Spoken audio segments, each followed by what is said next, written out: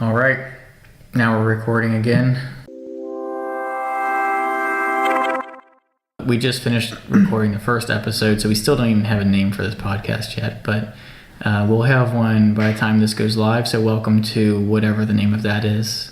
I'm Gil. And I'm Paul. I forget. Oh yeah, we were going to talk about Reddit. Yeah, start us off there. So, a few weeks ago, maybe even over a month or two ago at this point, Reddit released a redesign beta. And it's really cool. So I'm expecting there to be backlash in this just because there's always backlash. Backlash when anything changes. I feel like there was even someone multi-Reddit started, and I'm in love with those now. And well, multi-Reddits aren't a big deal, right? That's one of my favorite features of, really it's just groups of subreddits, but it allows me to take all of my most favorite subreddits and group them by the types of by the category or whatever. I complained about that to someone. I was like, man, so I'm big on all the Elon things, right? So I got all the Elon Musk subreddits that I subscribe to. And I was like, man, I really would like to have data is beautiful, but then I would get data is beautiful mixed in with my Elon stuff. Yeah. And then my friend was like, yeah, there's multi-Reddits. And how you do it, though, is that little... Maybe it's not the same for everyone. Do you know that what I'm talking about? That drawer that slides out of the left? Yeah. Never touched that before. Yeah. I was like, damn it.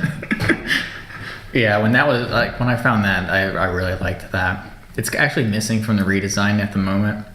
Oh. But there's this new drawer now, which is funny because in the top left, their menu, the hamburger menu, is an actual hamburger. Oh. So it's really just a cheeky sort of internet Reddit sort of thing. But yeah, it seems like them. Yeah, but there's this new drawer now that kind of replaces what you have to do in the top left, where you would click and you would see all the subreddits that you're subscribed to. Yeah. Now there's this slide out navigation. It has favorites, what you're moderating, and just a list of all of your subreddits, but it also has a little search field.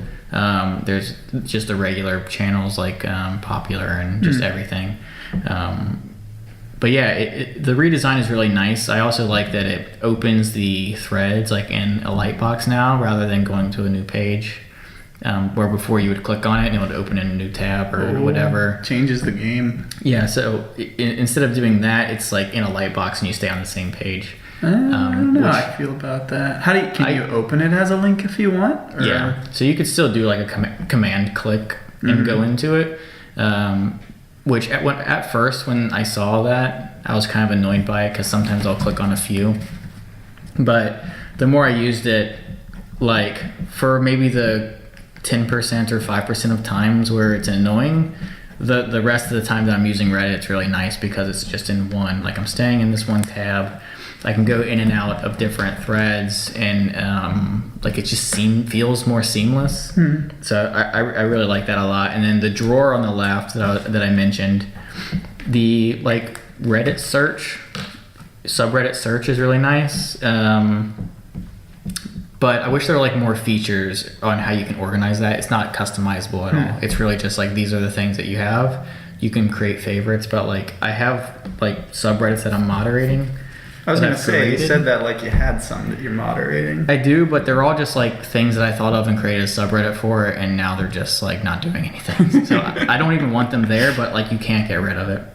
So. Oh, I see. Yeah. So, but by the time it's officially live, I'm assuming that that'll be fixed. There'll be more customizations. There's a subreddit for the redesign, and a few people have talked about that. It's also missing multi-reddits. What is the sub for the redesign? Is it just beta?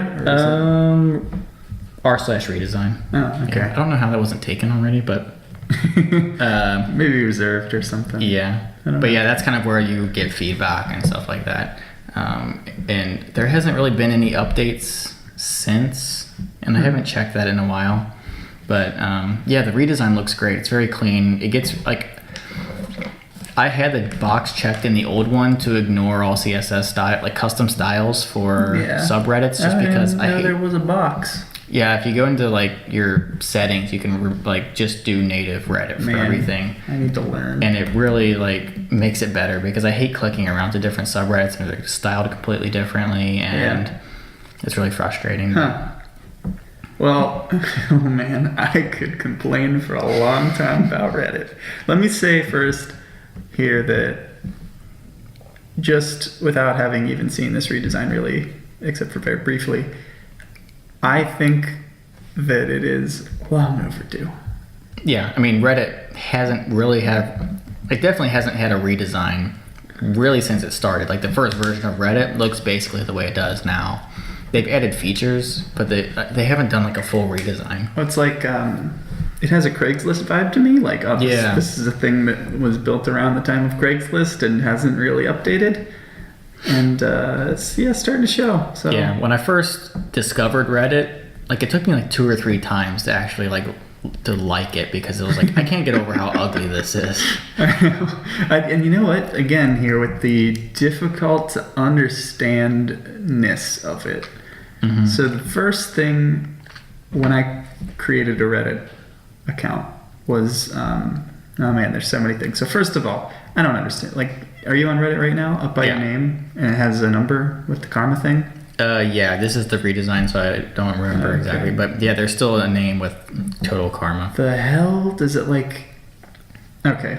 Well, I just clicked on it, and I guess I know how it works now because. Did you use Reddit Enhancement Suite at all, or do you use it? I flick it on. I don't use it at all to its full potential. I turn it on occasionally to make never-ending happen if I want to. Oh, okay. So I don't even remember the features because I've had it on for so long. But well, if I want to find like a comment that I said or something, I'll turn on RES and just scroll until I get like every comment I've ever made, and then I will use like Safari's built-in finding feature to find the comment. Yeah. And I feel like there should be a better way for that to happen, but right now that's what I do.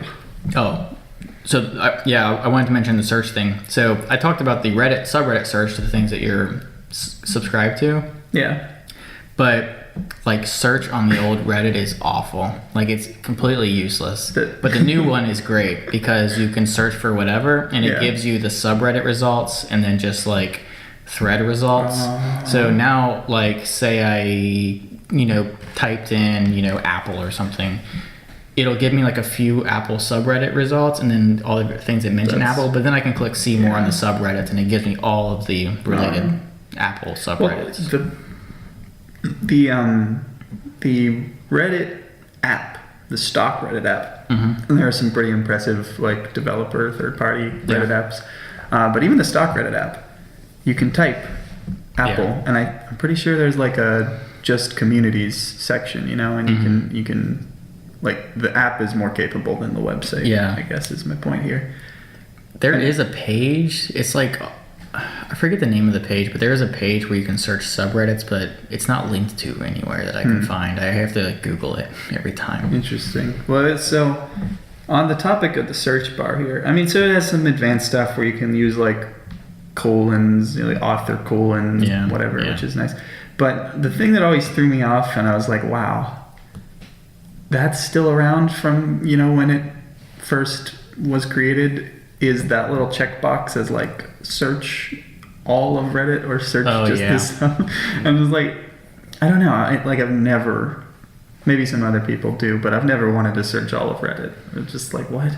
Yeah, not for like a thread usually, but I've always want to search in the subreddit. So you did, I could use a major redesign with the second search bar. I don't know if this new one's fixing it, but there's also like, I don't want to say they're trying to like Facebookize it, but there is some feeling of that to where like now you have a profile with like your own like avatar, and there's like I haven't used it at all, but like there seems to be this new push for messaging, like person-to-person messaging. Oh, the chat thing? Yeah. I haven't used that at all. I've never touched it either. It's in the app. It's like a section in the app. Oh, okay. I stopped using I use Apollo, Yeah. But yeah, there's okay. like, I don't know anybody on Reddit. I don't talk to, like, I reply to the people that said something interesting under the thread, but I don't have like friends on Reddit. That's what I've noticed. Like occasionally you'll see posts where someone posts something and then someone in the comments will be like, according to your post history, you know, like, okay, so they looked at your post history and now they're like passing judgment in some way. But for the vast majority of the time, like I post things and then I post things on the same subreddit like the same day, and they're like almost conflicting opinions basically, and no one has a clue. They don't realize that it's the same user. Yeah, nobody looks at the user unless it's like some funny name that you want to like do a reference. But they've even got like group chats and like, I don't know, they're trying to like cram this messenger thing, like Facebook Messenger, it feels like, into Reddit. And I just don't understand it. Should be in our other discussion here. Yeah, I know. I think I actually put Reddit in that. Yeah, Reddit Messenger question mark. Yeah.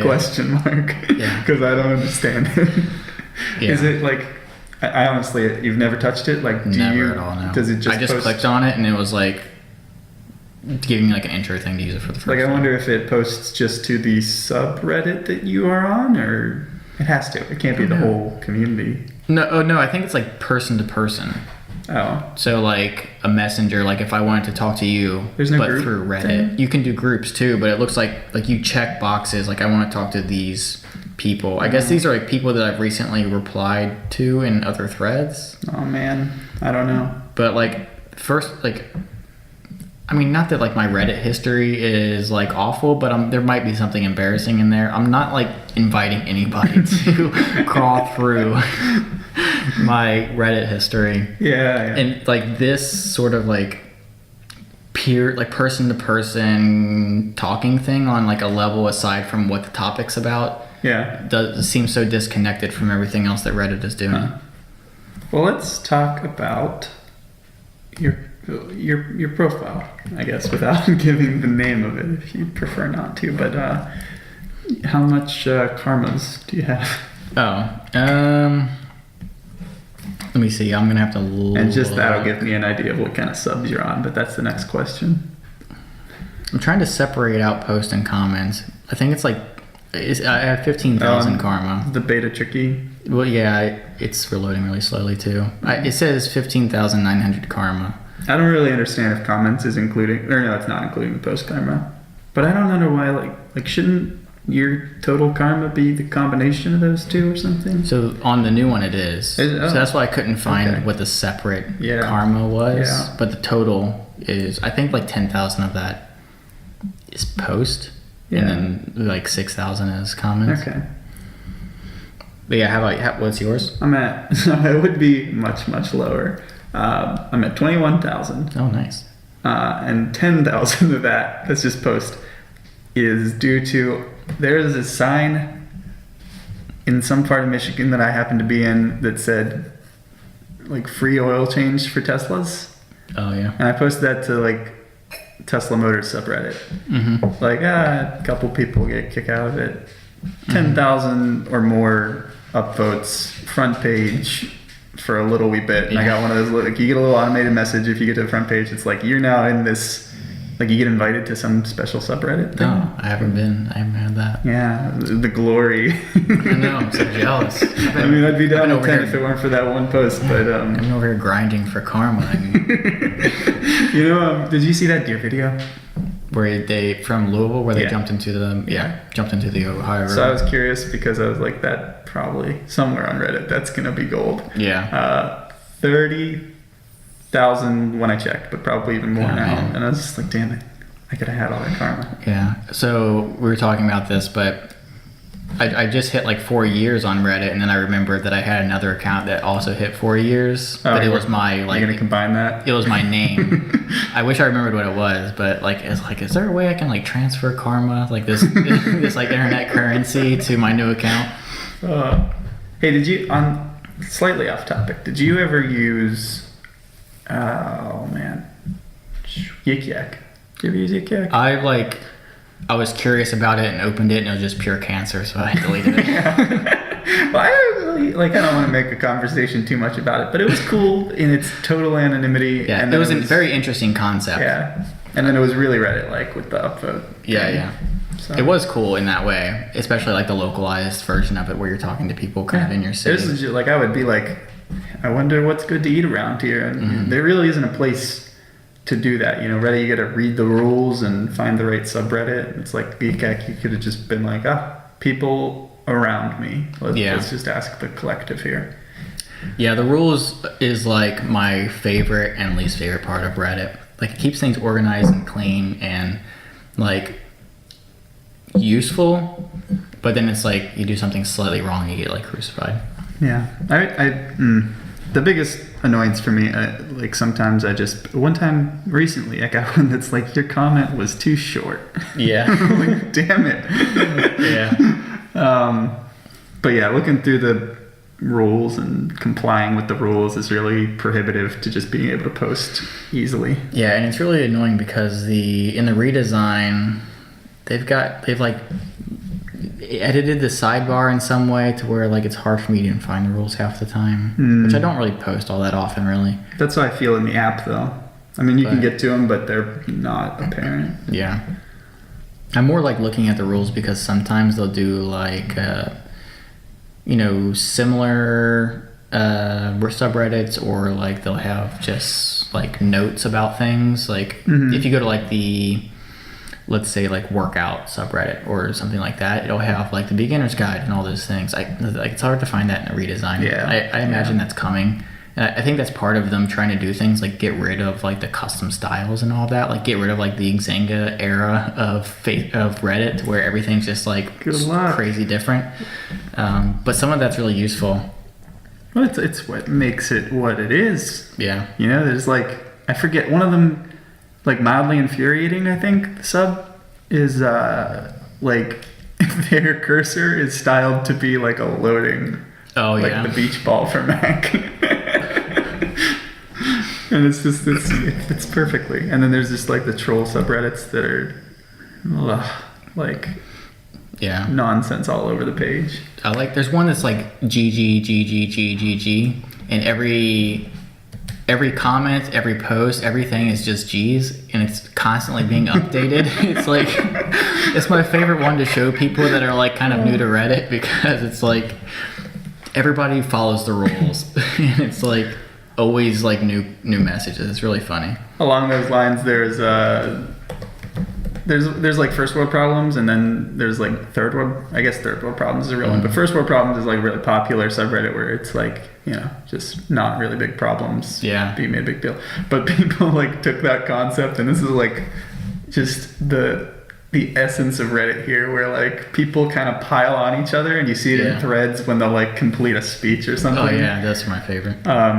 But what they did is they made fourth world problems, fifth world problems, sixth world problems, and like it keeps going. And like with each of those new things, it becomes like this more abstract, like futurism, like I think on sixth world or fifth world problems, all the posts are just like screaming noises. Yeah. That's my favorite part too, is like the comments is what really makes like just the Reddit culture is so great, because everybody's so smart, and like the comedy is like kind of on another level of. It's really the upvote system, because I don't think it's all gold. But then that's the best thing about it. They did a great job with that from the beginning. Are you familiar though with like how the upvote thingy works? I don't know what the exact algorithm is, but I imagine it's some combination of I don't think Reddit recent. Knows. Yeah. I don't think Reddit knows the exact algorithm, but the crux of it is that I don't even understand this, but to combat bots, like upvoting things or whatever. So if somebody posts something to Reddit as a bot or whatever, Reddit fuzzy logics the upvotes. So if you refresh the page, you'll see on any given post that the upvotes are changing by a few upvotes at least, or percentage, right? Yeah. And so the way that works is that if someone posts as a bot or whatever, basically they can shadow ban that person that posted so that they're not aware that they were banned.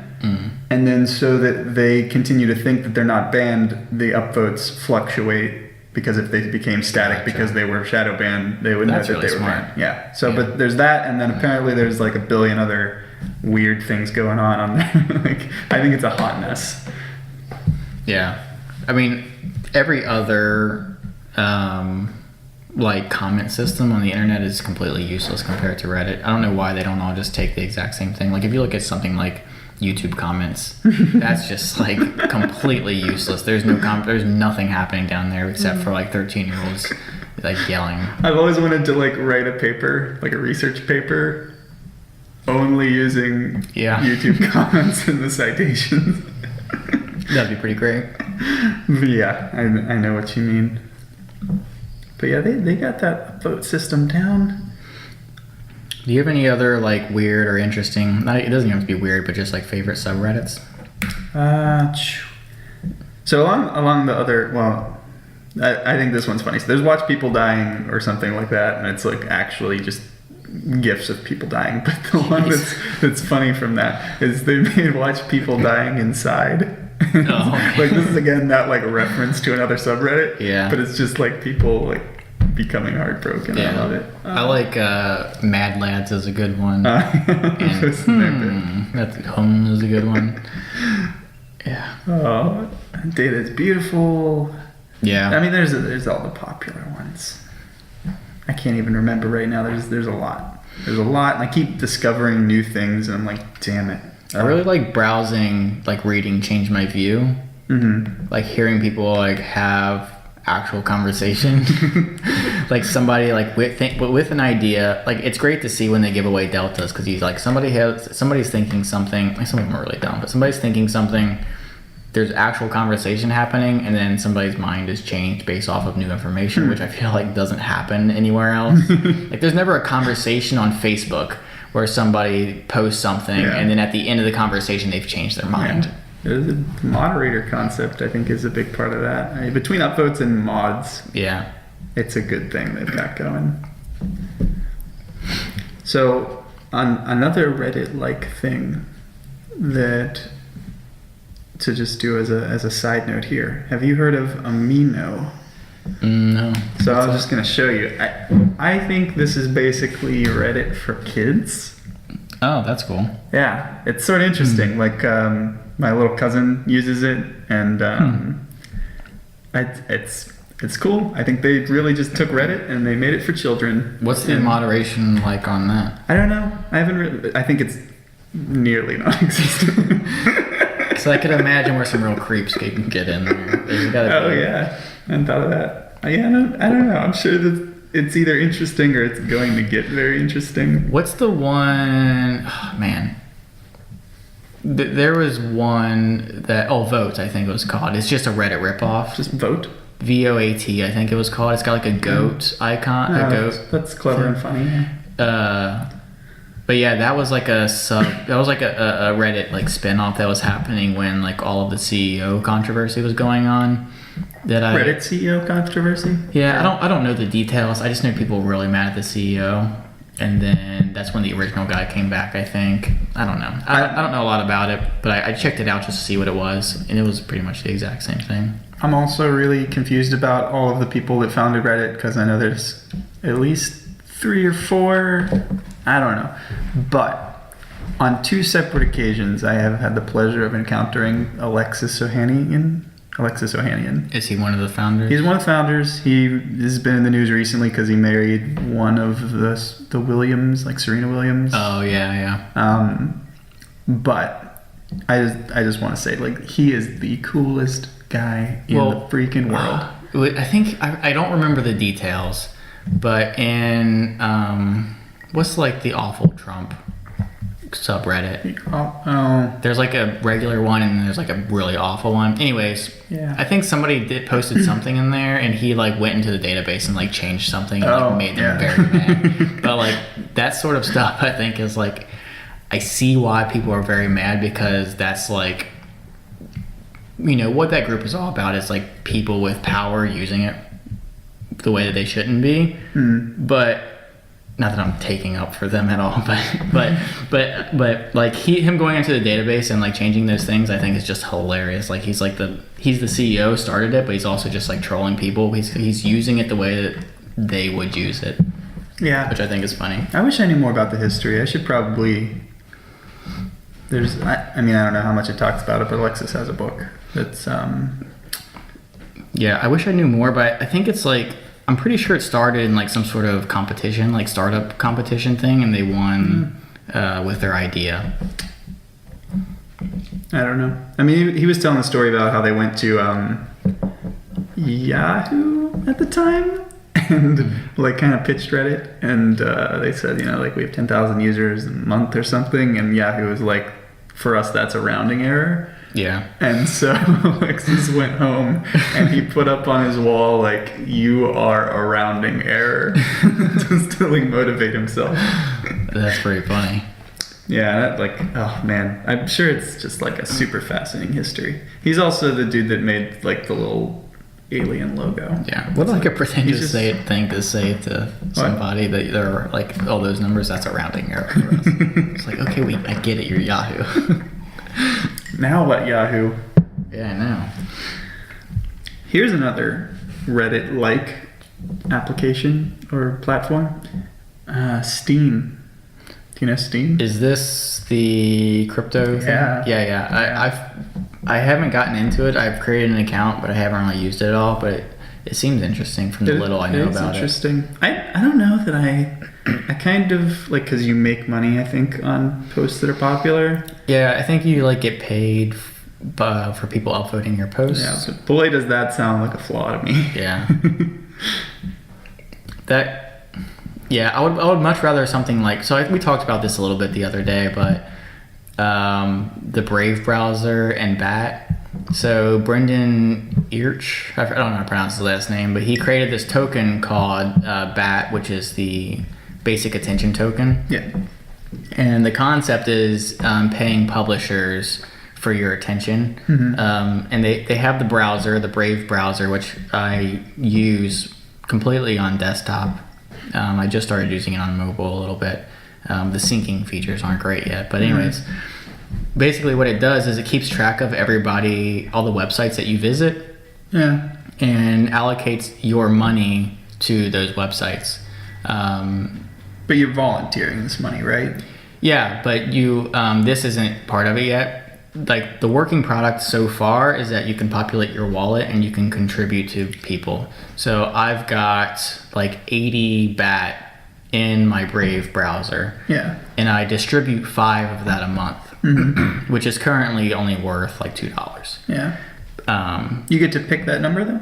Yeah. The $5 or 5? There's different increments. So it's like 5, 10, 15, whatever. And I imagine that will change as the value goes up. But yeah, you choose how much you want to contribute every month, and then you can it splits that among the attention you've given to each of the publishers that you're choosing.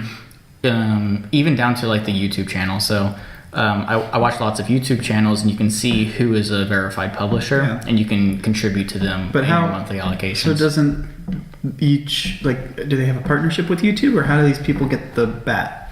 So they distribute the BAT to anybody that you send it to. It creates a temporary wallet for them until they've verified that that's their channel or that's their website. So say there's two YouTube channels.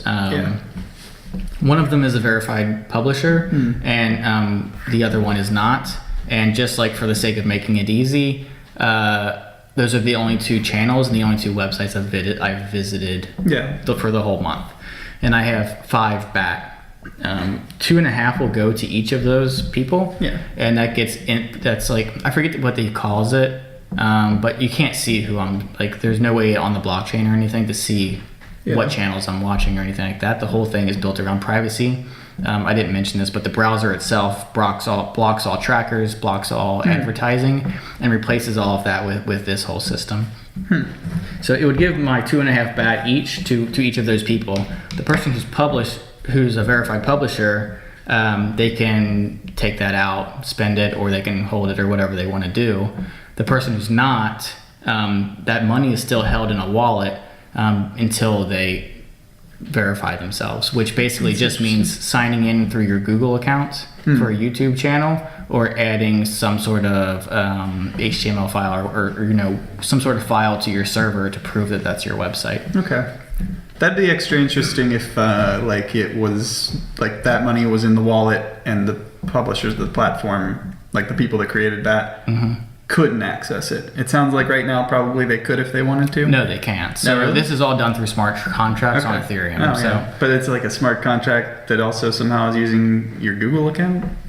No, it just does that to give the person who's it basically just gives that person access to the wallet. So it'll say that this wallet is assigned to this YouTube channel. Yeah. It knows that just based off of the URL of the video associated with that channel. And you can't access that until you're also verified on that YouTube channel, and then it gives you access to the wallet. But there's no like credentials or anything saved within like the blockchain or anything that Brave owns. That's darn cool. Yeah, and so what they're heading towards is, so I work in advertising, and the kind of stuff you can do is super creepy. Like, just based off of your email address, I can find like your medical history, like your address, pretty much anything that I want, and then advertise according to that. And what the Brave browser and BAT is trying to do is to give that power back to the users, so that kind of your advertising profile is all created locally on your laptop or on your phone, right? And then you're like you're given like a list of potential ads, and it'll run based off of that. So my information, like my profile, isn't living on some other server somewhere. And then the future of it is basically advertisers can still pay for advertising through the Brave browser, and eventually this will be like an extension in Chrome or whatever, so you can use whatever browser you want. But they can pay for advertising through this system, but instead of paying like a third-party exchange. So I guess if you're not aware, the way advertising works now is, I'm Pepsi and I want to run ads. I pay an exchange. The exchange gets 70% of that, and then the rest of that gets distributed to something like that, yeah. Wow. And then the rest of that gets distributed to the publishers. So instead, what they're doing is creating, like, the users are the exchange. They're paying us. So if I watch an ad on the Brave browser, I'll get paid in BAT, which is the currency, and then I can then turn around and give that to the publishers that I'm watching. That whole cut out the middleman thing is like blockchain bread and butter right there. Yeah. You mentioned that end game is to be extensions, and I think that's really important. Yeah, I think that there are some issues with that, just in the things that are available.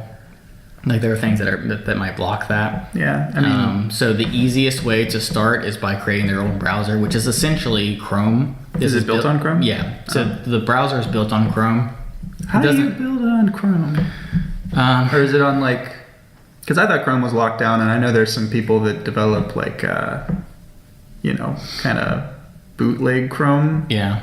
I'm not like completely sure, but I know that you're able to like create your own kind of version. Like a flavor.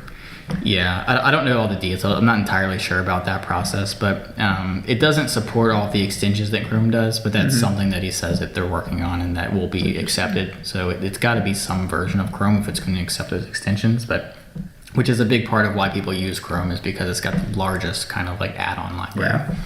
Yeah. So yeah, I don't know how Reddit turned into cryptocurrency, but Steem. Yeah, Steem. Bridge the gap there. But like that's the currency I'm like most excited about working in advertising. Like, there's like a whole level of just unmentioned, like, unethical things that happen that I feel like are unethical that are happening. You think this is it's going to make things more ethical, or? Yeah, because it cuts out any sort of storage of your info. Like, oh, okay. Basically, what these companies are doing is they're buying census data, they're buying credit card stuff. They can know what you're like buying and stuff. Can you buy census data from? That's publicly available. Or no. Yeah, there's a way to get it. I'm not exactly sure, but I know that it can be matched back to something like your email address. So like if your credit card is associated with your email address, and then I know what your email address is, I can then pay this system that can get your credit card kind of history. I mean, it's crazy it's great for advertisers because they can target exactly who they need to target, but also you know, the EU's a lot better about that. Is they have this whole thing that's like you can request for all of your information to be deleted from any servers that you want. There's like all these extra regulation around privacy and stuff like that we just don't really have. For getting into the privacy conversation, my like for a long time I've just been like, it's dead. Yeah. Just like I just put out as much as I can, and like if someone wants to dig through it, like it's there.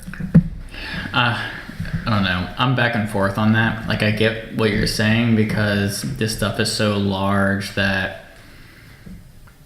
it's very difficult to fix. But then the other side of me still thinks, okay, but we should still try and fix it. Yeah. I was like trying to, I forget what it was, what the name of the URL was, but like a friend of mine and I were trying to start a podcast like a year ago, and the URL that we wanted was taken, but they weren't using it. So I was like, how weird is it that I can just like look up the Whois information, find their email address, and then find them on Facebook, and then I sent them a message asking if we could have the URL. My favorite thing that nobody knows anything about is, well, some people know. I don't know, do you know?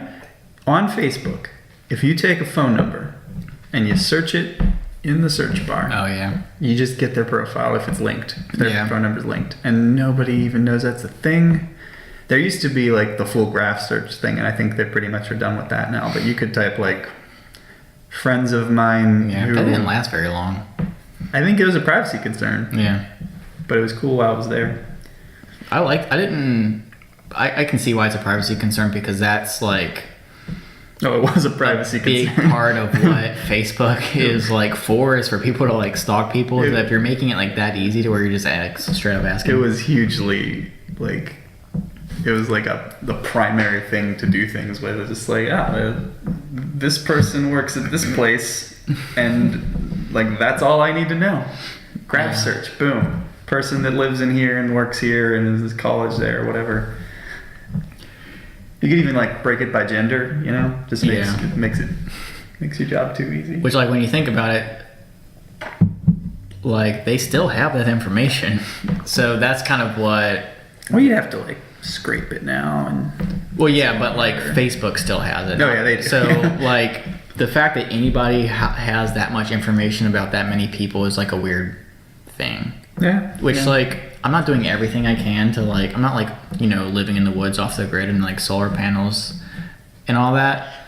But like when it comes to like identity theft and stuff, like I've locked down all of my credit reports, and like need like a PIN to like do my taxes and all of that stuff, just because I'm like, I've just heard stories about people's identity getting stolen, and then they're like dealing with that for like 10 years. Like, I do not want that to be a thing, especially after like the Equifax hack and all of that. Oh yeah. I try and be careful. I'm not as careful as I could be. You could probably go on my Facebook now and find everything, but I probably should just delete it at this point, because I don't use it for anything except for like finding where the nearest Pokemon Go raid is.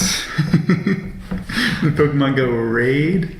Yeah, so you're not a Pokemon. You don't play a lot of. So in Pokemon, I played it when everyone played it. Yeah, I still play it. Do you have the bracelet? No, I don't have the bracelet. Do you have the like Apple Watch thing? I don't use that though, because it drains the battery so much. I'm just like a purist, just playing it in the app. I have a friend he used to work where I work now, and we would go out on raids like at lunch or something. And it's funny because you get like the people that are, you know, not doing so great, doing nothing but raiding all day, and then you have like the 65-year-old guy in a business suit also there. It's just like it's really great. You need to explain the concept of a raid altogether. Is this right? So yeah, different than just? Did you play Pokemon as a kid? A little bit. I was not too into the card game. So I've only played or the what? Game Boy? I've only played the Game Boy game. Yeah. I had the cards, but I didn't. I just like made up how to play. But I was really into like Pokemon Red, which was like the first Game Boy game one, I guess. I didn't play any of the ones after that, so I'm only really familiar with the first generation. But through Pokemon Go, I've been becoming more and more familiar with second and third generations so far. But basically, what a raid is, it allows like a group of people to battle like one really good Pokemon. Oh. Or there are like different levels. There's like a level 1 Was and this- there's like a level 5. I know that this was like desired from the beginning, but is it a new thing? Feature? So I played probably the same period that you played, and then I quit for like a year, and then raids came out, and that's when I started playing again. So the raids have probably been happening for over a year at this point. So is it better? Is it fixed? Yeah, I mean, touched it's great. I mean, yeah, as far as like the issues they were having on like the first, like when they started, that's like, no, there's like server issues happening anymore. It still loads semi-slow issues. sometimes, but it's not bad. But the raids basically just mean you have to get a group of people together to all battle one large Pokemon and then defeat it, and then you get everybody gets a chance to catch it. Oh, that's interesting. Yeah, it's like a rare one, or yeah. So sometimes there are more common, I guess not common, but like not great ones. Those are level 1. That goes all the way up to level 5, which are like the legendaries. So this isn't super. Like, how frequent does this happen? Very frequently. So there's always raids going on, like of the app able to go on, but like you can't beat it by yourself. So if I'm by myself, I can probably do like a 1, 2, maybe level 3. Like how many in a month is somebody doing? So you also need a raid pass. So the raid pass, you get 1 raid pass per day, and that allows you to have 1. So you could do a daily raid. Yeah. Okay. You could also pay for more raid passes, but yeah, you can do a daily raid.